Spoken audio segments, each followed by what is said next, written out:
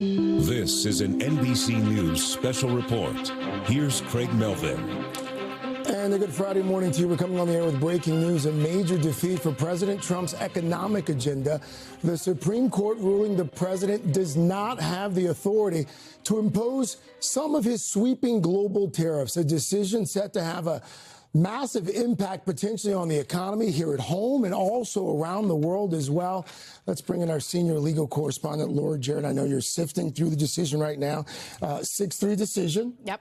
What have we been able to glean so far? Yeah, it's a 6-3 decision, Craig, but we should mention Chief Justice Roberts, Justice Gorsuch, Justice Barrett also joining the progressives here in a major blow to the centerpiece of the president's economic agenda. The High Court today is saying the president essentially overstepped his authority, trying to invoke a law that had never been used before by a president in this way, a statute that says nothing about tariffs, nothing about taxes, and the High Court saying he does not have the authority to do this. This is typically a matter that has been left up to Congress. Every court that looked at this before had said the president had gone too far and said essentially this is a matter for Congress that can delegate some authority to the president, but not all, and certainly not in the sweeping way that he tried to do it. The big question now, what happens to all the money that has been paid by these companies over the last year? Remember, these were a series of tariffs done by executive order. You see the president's there at the Oval Office announcing these tariffs against virtually all of our trading partners. He used a variety of different mechanisms to try to do it.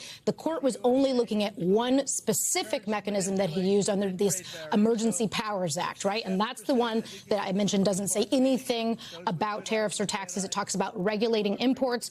But the courts that have looked at this before have said essentially regulating imports is not a tax. Doing taxes is for Congress, and therefore he went too far. Again, we're talking about over $130 billion that has been paid by these companies over the last several weeks. You see there the breakdown of the justices again. Chief Justice Roberts, Justice Gorsuch, Justice Barrett, all appointed, Justice Gorsuch and Barrett, I should say, appointed by President Trump, now ruling against him in this major, major blow to the president's agenda. Laura, how much of a surprise is this, considering what you heard from the justices in terms of their questioning during the oral arguments and what you heard from the plaintiffs and the government? We knew that they were skeptical at oral argument. They sort of previewed, just based on the text alone, their skepticism there. We just didn't know exactly what the breakdown would be, how they would line up.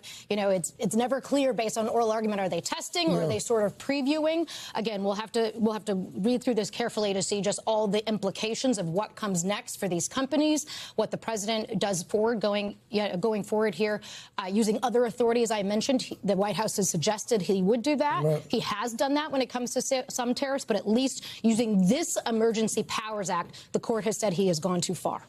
You raise an interesting point. About $133 billion potentially would have to be refunded to companies. A lot of folks also wondering what this decision could mean for the markets. We can tell you a live look right now at the Dow Jones. You can see the market so far responding positively, up almost 60 points on this Friday. The market's been open about 40 minutes.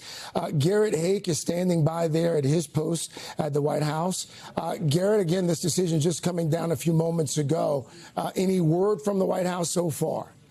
Craig, interestingly enough, it's possible that the president is one of the few people who doesn't know yet about this Supreme Court decision. He's in an event as we speak right now with some of the nation's governors. The press was in the room earlier, then escorted out, not back in the room. The president was expected to give remarks during that event. It is entirely possible no one has told him yet that his signature domestic policy, his signature economic policy, really the centerpiece of the way in which he governed across the first year of this term, has been thrown out by the Supreme Court.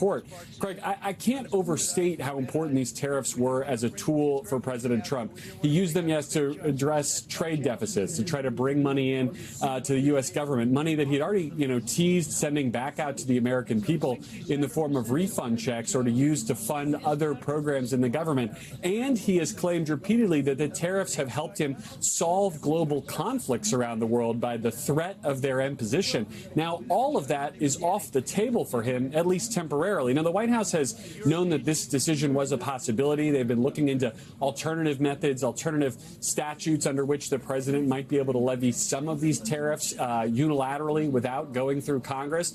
But this has been the president's favorite tool, his favorite thing to even talk about going back decades before his time in public service. Now off the table, the White House is going to have to go back to the drawing board to figure out how much of this economic program can even be salvaged. It will also be interesting to see what we hear from the White House in terms of a response, because, you know, as you alluded to, this wasn't just about tariffs. This was a test of presidential power. This is a conservative high court, a court that has been, by and large, somewhat favorable to this administration so far with a lot of its decisions.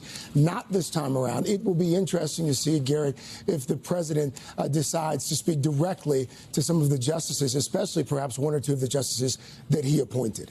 It's a great point. The president views so much of this as about personal loyalty. And Craig, whether he decides to do it before next week or not, the president will have an opportunity to speak directly to the American people and traditionally to some of those judges in person when he delivers the State of the Union address. Remember, that's next Tuesday. Typically, at least some of the justices attend that event. What the president has to say about tariffs to those justices when they're seated just a few feet away from him in the House chamber, I think could be a fascinating element to what's already going to be, I think, a pretty dramatic speech next week.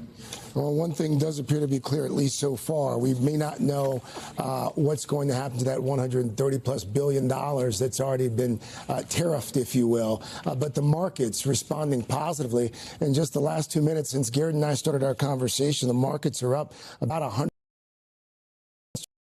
This decision, Laura Jarrett, our senior legal correspondent here, you've been able to sift through the decision a little bit more. What else have you been able to make? Yeah, it's interesting just to see Justice Gorsuch explaining in his concurrence here, sort of knowing the criticism that could be on the way, at least from a political standpoint. And he says, all I can offer them that most major decisions affecting the rights and responsibilities of Americans, the American people, are funneled through the legislative process for a reason. Yes, legislating can be hard and take time. And yes, it can be tempting to bypass Congress when some pressing problem arises. But the deliberative nature of the legislative process was the whole point of its design, essentially saying the Constitution was set up this way, having the legislative branch be the one that can levy taxes. And the president, of course, can enforce the laws. He can regulate some imports, but he can't go too far. And the Constitution does that by design. There also seemed to be this question of whether tariffs themselves could be considered a form of taxation, right? Yeah, and it's not that clear that the court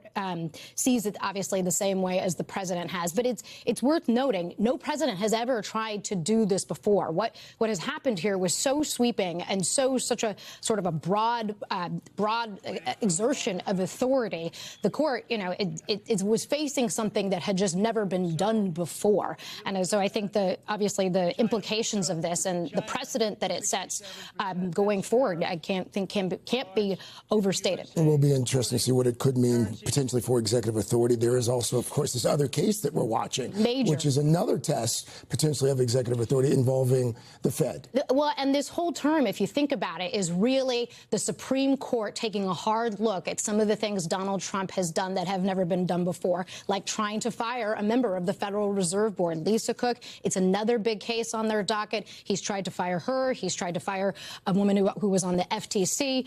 They obviously have other big questions concerning his birthright citizenship plan. So this really is the term of SCOTUS and the president, and how they see executive authority, at least as it results to tariffs, is a big blow. 6-3, remind us once again, which were the conservative justices that sided with the liberal justices? Yeah, the Chief Justice, Justice Gorsuch, and Justice Barrett joining Justice Sotomayor and Justice Jackson and Justice Kagan here in a 6-3 decision. Craig. Okay. Our senior legal correspondent, Laura Jarrett. Laura, thank you so much. Garrett Haake there at the White House as well. Thank you so much. Again, for those of you just joining us, 6-3, the Supreme Court ruling that most of President Trump's tariffs are, in fact, unconstitutional. What remains unclear, though, at this point is what happens to the money that has been collected. Again, so far, more than $130 billion from large and small businesses around this country and around the world as well. That is going to conclude this NBC News special report. We will have much more ahead on NBC News Daily and, of course, on our streaming network, NBC News Now, online at NBCNews.com. And the full wrap-up tonight on NBC Nightly News. I'm Craig Melvin. We thank you for watching, and remember, stay updated on breaking news and top stories on the NBC News app or watch live on our YouTube channel.